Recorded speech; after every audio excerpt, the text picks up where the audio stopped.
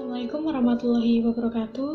Perkenalkan, kami dari kelompok 5. Di sini kami akan membahas mengenai pemeriksaan antropometri. Perkenalkan, nama saya Umu Habibah dari Sarjana Penerapan Kebidanan Semarang semester 6, NIM 28. Perkenalkan, nama saya Ril Febrianti dari Sarjana Terapan Kebidanan Semarang semester 6, NIM 23. Yuk, langsung saja kita simak pembahasannya. Yang pertama, di sini saya akan membahas mengenai pengertian antropometri. Antropometri atau ukuran tubuh merupakan salah satu cara langsung menilai status gizi, khususnya keadaan energi dan protein tubuh seseorang. Antropometri merupakan indikator status gizi yang berkaitan dengan masalah kekurangan energi dan protein yang dikenal dengan KEP. Antropometri dipengaruhi oleh faktor genetik dan faktor lingkungan. Konsumsi makanan dan kesehatan atau adanya infeksi merupakan faktor lingkungan yang mempengaruhi antropometri. Syarat yang mendasari penggunaan antropometri yaitu ada yang pertama, alatnya mudah didapat dan digunakan seperti dacin, pita lingkar lengan atas, mikrotois, dan alat pengukur panjang bayi yang dapat dibuat sendiri di rumah. Yang kedua, pengukuran dapat dilakukan berulang-ulang dengan mudah dan objektif. Yang ketiga, pengukuran bukan hanya dilakukan dengan tenaga khusus profesional, juga oleh tenaga lain setelah dilatih untuk itu. Yang keempat, biaya relatif murah. Yang kelima, hasilnya mudah disimpulkan karena mempunyai ambang batas. Dan yang keenam, secara alamiah diakui kebenarannya. Ada juga nih kelemahan dan kelebihan antropometri. Apa aja sih kelemahan dari antropometri? Yaitu seperti tidak sensitif, faktor di luar gizi seperti penyakit, genetik, dan penurunan penggunaan energi. Kesalahan yang terjadi pada saat pengukuran dapat mempengaruhi presisi, akurasi, dan validitas pengukuran antropometri gizi.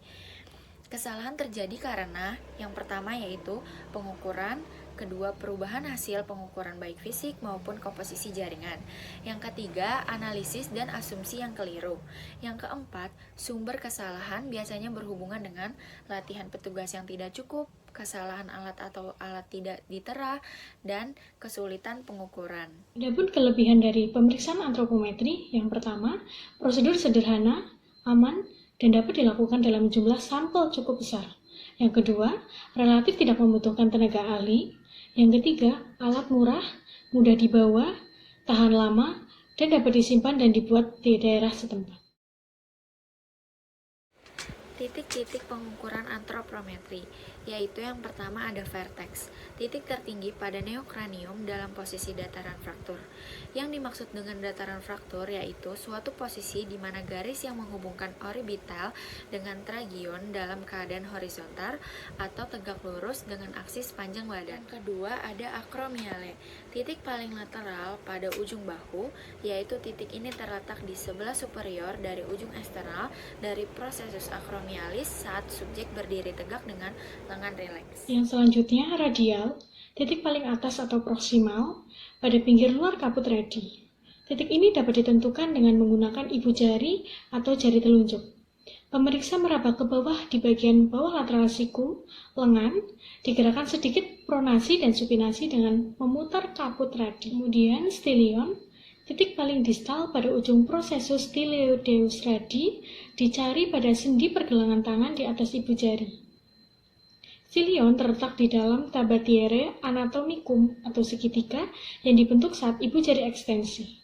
Untuk menentukan stylion, letakkan kuku ibu jari atau telunjuk ke dalam tabatiere anatomicum, subjek dalam posisi relaks sementara pemeriksa mencari titik yang dimaksud.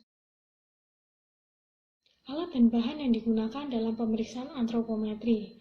Yang pertama yang diperlakukan dalam pengukuran berat badan, yaitu ada timbangan baby scale, timbangan injak, form antropometri, dan alat tulis untuk mencatat hasil pengukuran. Kemudian, yang kedua yang diperlukan dalam pengukuran panjang badan, yaitu papan pengukur, kemudian mikrotois, form antropometri, dan alat tulis untuk mencatat hasil pengukuran. Kemudian yang diperlukan dalam pengukuran lingkar kepala yaitu ada Matlin atau pita pengukur, form antropometri, dan alat tulis untuk mencatat hasil pengukuran. Yang selanjutnya untuk mengukur dalam lingkar lengan atas yaitu ada Matlin atau pita lingkar lengan atas, form antropometri, kemudian dan alat tulis untuk mencatat hasil pengukuran tersebut.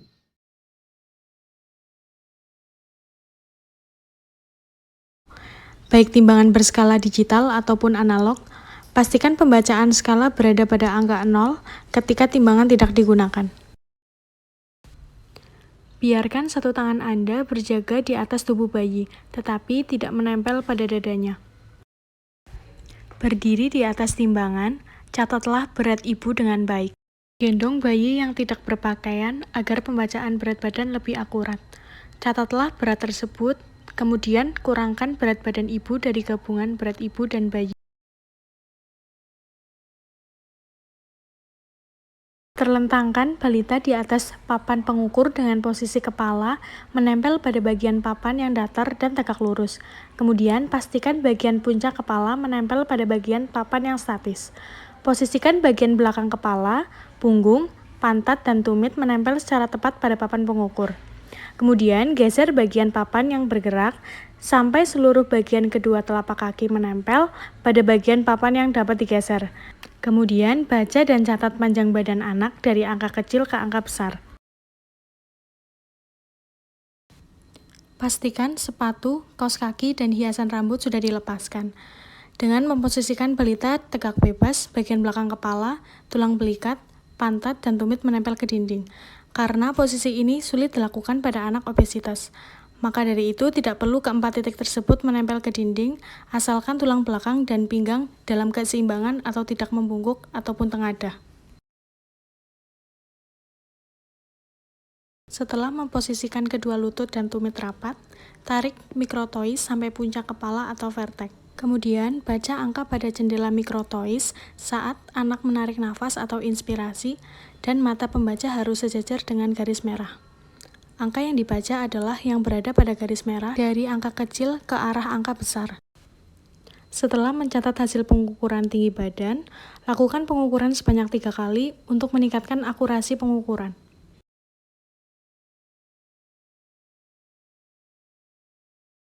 Lingkarkan Madeline pada kepala anak, melewati dahi, di atas alis mata, di atas kedua telinga, dan bagian belakang kepala yang menonjol, tarik agak kencang.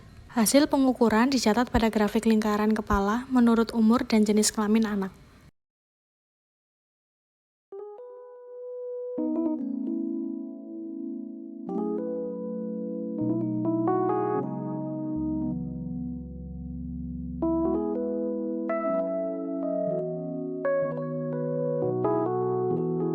Terima kasih sudah menonton video ini. Semoga video ini bermanfaat bagi kita semua.